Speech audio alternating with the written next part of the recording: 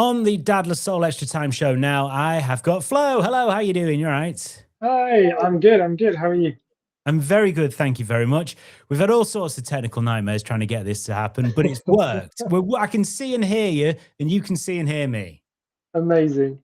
The modern technology, brilliant, isn't it?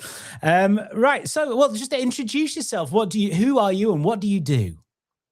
So my name is Florian. Most people call me Flo, and I am a middle-aged man living in Hove, from Brighton and Hove, and I have recently launched a board game events company where I basically organize small sessions, small events, board game nights, if you will, where people can just come in. I teach all the rules, so they literally just sit down, have a drink, have something to nibble on, and then just enjoy the game and connecting to other people. See, this is the important thing for me. It's always like you get a new board game, you're like, yes, I really want to play. Oh, I've got to look at the rules. And there's like That's it. 700 pages or something. At least 700, yeah, for sure. Yeah. So do you so you have to learn all of them and then be able to like in your head break it down into like just what people need to know? Yeah, so obviously, board games has become a passion, definitely a hobby, and I enjoy reading rule books. It's actually some of them just on my nightstand, because it's kind of like a way for me to obviously learn the rules, but just kind of like get a hint of what the game is going to be about, how it's going to play, and then I immediately start to think of like, okay, if it's not just about learning the rules, because then you have to explain the rules to the people around you at the table, right? And that's not always easy. Fortunately, I talk quite a lot. I'm quite easygoing around people, and I manage to just like break it down in chunks so that people can get it most of the time. And also, I do like people to board games can be very tactile, so I like people to learn as they play along. Sometimes it gets a little bit, it needs to be a bit getting used to, because obviously most people do not like doing things without knowing where it is going. Mm. Like, how do you win, and can I do this and stuff. But as I found, within like a round or two of the people going, taking the actions and stuff around the table, then it just becomes clear, because you're doing it as you learn, you're doing it, and so it is a lot more easier to remember and understand that if someone gives you like a 30 minutes lecture with like all the rules and all the little details, and then goes like, go on, it's your turn. So yeah, it's working quite well. I mean, I've had some good feedback about this, and it's really enjoyable because you see people getting more comfortable with very different style of board games, and just enjoying the game for what it is, instead of the friction of, yeah, learning the rules and understanding, explaining to each other, having to check like, oh, can I really do that and stuff. So I take all of that away from it, so you can just enjoy the actual experience as it was designed. That is good. That's perfect because it is so much better playing a game where there's someone there who knows what they're doing. It's just It like, is, yeah. yeah, it means you don't have to spend that awkward time beforehand going, and it doesn't make any sense to you because you've not played the game. So when it says, put it in the hidey hole and pick a yellow card, you're like, what is That's the, it. yeah, but it makes loads of sense when you're actually playing it. You're like, oh, all right, yeah, that's there and that's there and that's there. Yeah, Also, there are so many board games, aren't there? There are so absolutely many. thousands and thousands. So it's nice to have someone who knows what they're talking about to be able to show you and go, "Oh, this is a good one. You'll like this. Give this a go." Is that what you're Yeah. on the lookout for a new game, are you? Yeah, well, I mean, as you can see, I have a fairly decent collection. You can only see part of it, but there's some hidden in the cupboards. There's some hidden in the loft as well. Um, So yeah, buying board game is easy. Culling the collection to only keep the ones that you really want and actually play is the difficult part. But Right. I'm getting better at it. There are thousands of board games. There are actually literally, thousands released every year, like thousands new games every year. So even for someone like me, keeping track of the like new releases and stuff is a hard job, but it's obviously it's very interesting because I'm so fond of it, but also because it allows you to realize, okay, that group really enjoyed this kind of game. I wonder if like what they would do with this one, or it depends on the people that come to the evening as well. Like you're not gonna give the same game to a couple, to younger or like older people, or a group of like 6 or 7 friends. It depends, if they want to be loud, if they're comfortable kind of thinking, or if they had like a busy day at work and maybe they just want to chill and play some cards without having to think like 5 moves ahead and whatever. Hmm. So it is part of the job, but I would consider myself like a facilitator. That's the whole point of it, is taking that friction, those pain points away, so that people can just let themselves be guided. I'm a host, like that's basically what I do. And obviously I do it with a lot of charm and wit and stuff like that, so it makes it all really warm and welcoming and inclusive and enjoyable. Lovely. I mean, I hear all that and that sounds great. But what I was really hearing in the back of my head was, I'm only doing this so I can keep as large a collection of games as possible. Because it's a good excuse to go, I've got to keep these because of the business. That's So, it, yeah. yeah. Yeah, that's why I tell my wife. Yeah, absolutely. I heard that. I saw that. I recognized it. That's it. Absolutely. And then every time there's a box coming in, it's like, wait, what's this? It's like, no, it's nothing. It's just a box. It's fine. And It's yeah, they're just piling up. It's they look good as well. I mean, I'm quite peculiar about the games as well. I don't always go for just the trendy things or the most popular things and whatever. For example, most people, even people that haven't played today, will have heard of Catan, or like Settlers of Catan, just because it's been out for a certain number of years now, and it's been featured in many TV shows and other movies, and people talk about it. Um, I don't like Catan. Like Oh, really? I think it's just too swingy. I love Dice, but in Catan it's just mean, and it's just like I feel like there's a lot of mechanics in it that, sure, it's a nice introduction for people that have never played anything else than Monopoly, Scrabble, or Risk, and it's like this kind of thing exists, and like you've never played that before.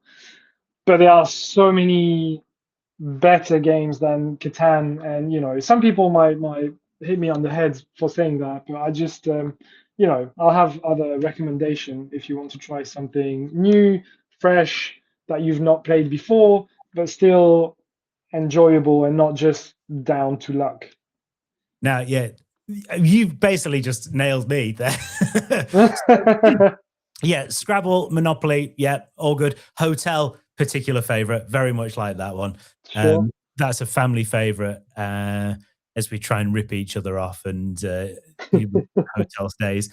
And yeah, the sort of first step, in fact, the first step I took towards other sort of board games was Junior Catan, which we got for the kids, Sure. which I Yeah. enjoyed. That was easy. And then we've got kind of grown up Catan as well, and we have quite enjoyed that. But yeah, I see what you mean. Okay, there are better ones to go for. There's other ones to go through. Now I've got through this gateway drug.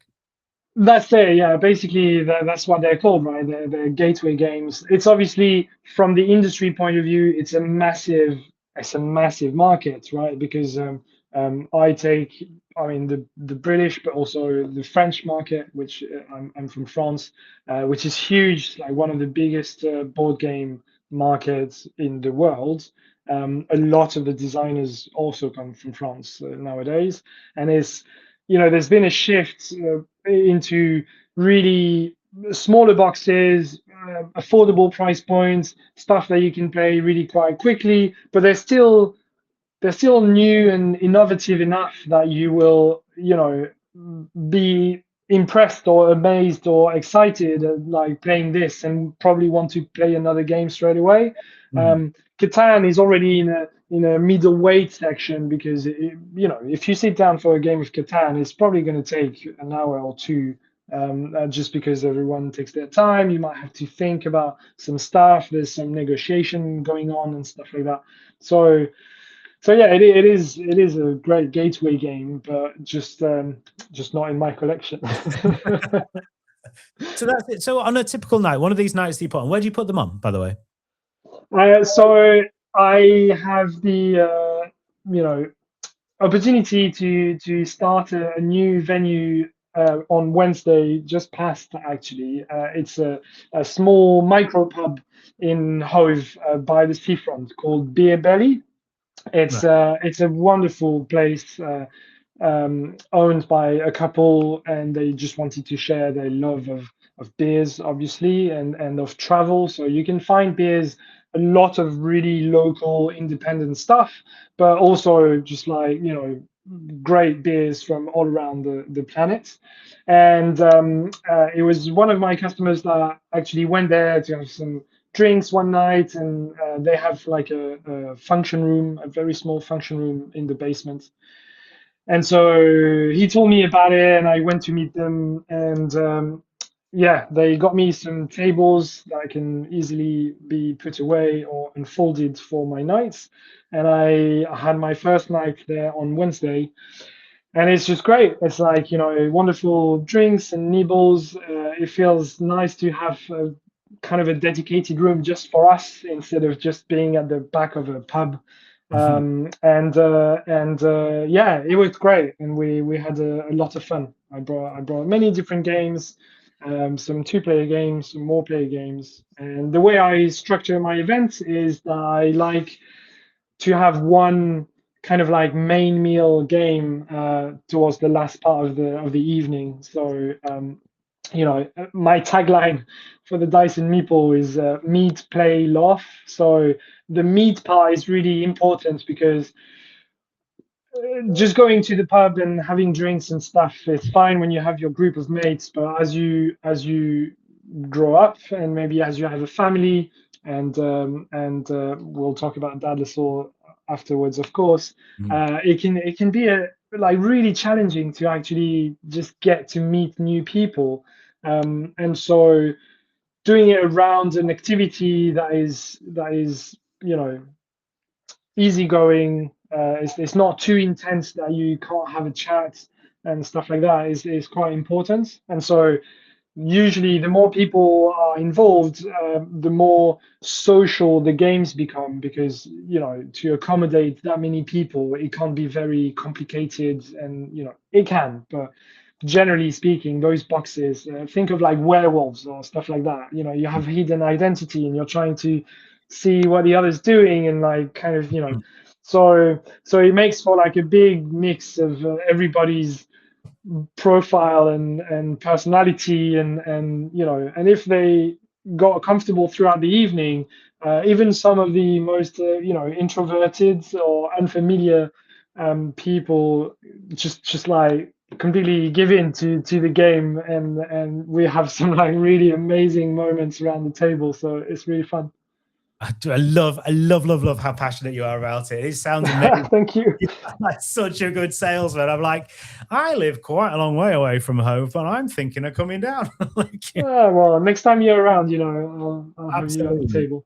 Absolutely. I love the idea. I really do. And this is why we're very excited. 25th of June, isn't it? You are going to be at PropellerNet in Brighton at the Yeah. Dadless Soul sessions, bringing your board games. So is it going to run a bit like one of your regular games nights? Yeah, definitely. I was lucky enough, Dinosaur invited me to do an event 2 years prior. I was kind of like I was still playing with the concept of doing it, and yeah, within 2 hours, and depending on the number of people, you have to be very selective with the games that you bring, because obviously you don't want people to get stuck and then not be able to see either the other games or just the other people in the room. Mm. So yeah, most of them will be just like small, you know, we call them almost like appetizer games. It's like those small stuff that plays within maybe 15, 20 minutes, half an hour tops. And you know, you sit down, I teach you all the thing, and then you get going, and it's quite fun. It's a perfect icebreaker to get people that don't necessarily know each other just like mingling and laughing and discussing about whatever. So yeah, it's great. It's the perfect thing for Dad Soul. That's what we want to do. That's the whole point of these Dad Soul sessions, isn't it? To get people Exactly. together, Yeah. get them joining in with each other, and people who've never met each other before, or people who, you know, maybe have been in the same room, or, you know, people who know each other well. You know, the same. You want to build that community, and it's all about a community building. That's really exciting. It is. And you can get tickets for that if you go to dadlersoul.com/Brighton. The event is there. So that is the 25th of June at PropellerNet. And yeah, Flo's going to be there facilitating, hosting, looking after you. You are a Dadler Soli anyway, though, right, Flo? Oh yeah, I am. Yeah. I'm definitely a Douglas Soli. I'm one of the volunteers as well. Douglas Soul just like changed my life. You know, it's a really it's a story that I tell to a lot of people, obviously friends and family, but even people that I meet for the first time and everything, because it's been such a huge part of who I am now, and you know, helped me through many different um, aspect of fatherhood and the difficulties that can emerge from that. And funnily enough, the first dad's only meeting that I've ever been to, you know, I had a few of those small games in my bag.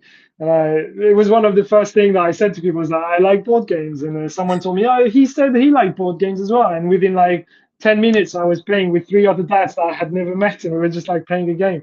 And Brilliant. so yeah, it just you know, those events are like super important, and I still attend as many as I can, because you know, I just love welcoming new dads and kind of like, you know, being a, I don't know, maybe a supportive, you know, volunteer to kind of, you know, lessen the worry of not knowing people there, because as you can see, you know, I'm a chatterbox, so it's not that hard for me to connect and talk to people, but that's not the case for everybody. Mm. And as I mentioned before, being a dad, you know, really bring a lot of challenges to meeting people and connecting, and so yeah, that was extremely helpful for me, and so I try to give back and support the charity as much as I can. Brilliant. It's perfect. Flo, thank you so much for coming on. No problem. And Thank you. you sold that to everyone. Absolutely. Good. So 25th of June for the Dadler Soul event, dadlersoul.com/Brighton. Give me the details of how people can get involved in your regular nights as well. Basically, at the moment, I only have a Facebook page and an Instagram. The Instagram is probably the easiest one, so it's at the Dice and Meeple. For those that don't know, a Meeple is a really tiny wooden figure that kind of looks like the shape of a human, and it's become a really iconic, you know, bit of board gaming today. So dice and meeple kind of like, you know, sounds like a pub. It Makes does. sense to me anyway. It's So yeah, really follow on the Instagram. I'll check the Eventbrite, which is also the dice and meeple, and you'll have like the dates of all the future events. I'm trying to grow my community. I have a WhatsApp group that you can get invited later on to facilitate, you know, communication within players and within, you know, the business. mm, And yeah, and otherwise, you know, it's usually Wednesday nights at the moment. So you know, have a look at the Beer Belly venue, and if I'm not there, just come the next Wednesday. It's probably me. And just one more question before you go. Has Cool. anyone ever flipped the board over and stormed out? I used to do that when I was a kid. Risk was literally banned in my household because you know, me and my brother and sister just couldn't finish a game without someone getting crazy. Nobody has done it intentionally, at least. Right. But it's still early days, so we'll see. Well, I hope it's not on the 25th of June. Flo, thank you so much. Thank you, Jim.